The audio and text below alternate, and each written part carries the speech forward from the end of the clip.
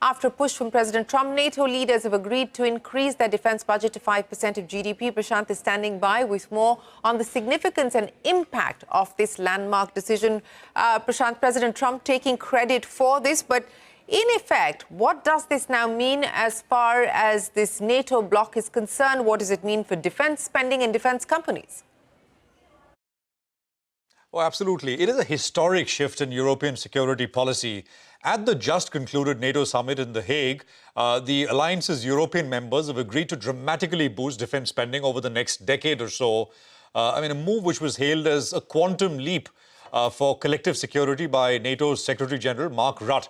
Remember, President Trump has been threatening to pull out of the NATO alliance unless NATO's European member countries themselves stepped up spending on their own defense substantially.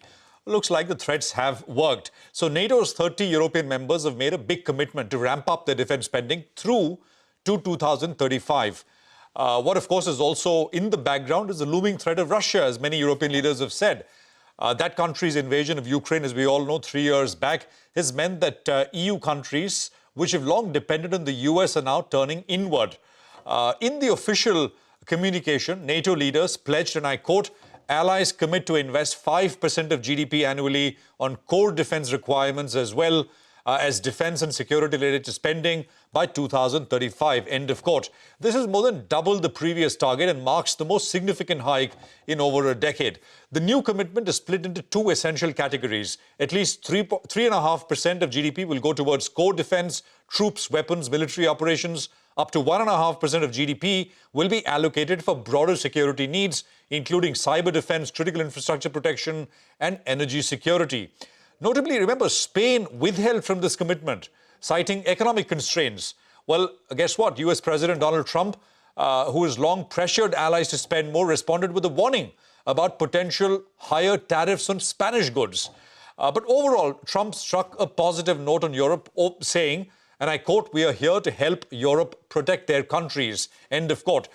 Some numbers now. Back in 2021, Europe was spending about 1.5% of GDP on defense. By the end of 2024, that figure had risen to about just under 2%, translating to roughly about 450 billion euros. Analysts at Bank of America estimate that if the new 3.5% core defense target is met, annual spending could soar to between 850 to 900 billion euros. It'll represent hundreds of billions of dollars and euros in new military investment. The big question is, how much of the 5% number is rhetoric and how much of it will really happen? Remember, President Trump will demit office in 2029. Can we really know what the world will look like after 2029?